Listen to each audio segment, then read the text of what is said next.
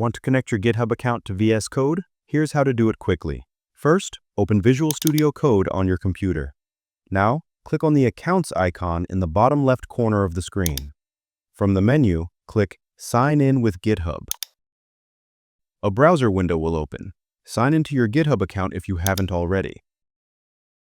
Then, click Continue to authorize VS Code to access your GitHub account. Next, a pop-up will appear at the top asking you to open Visual Studio Code. Simply click the Open Visual Studio Code button to continue.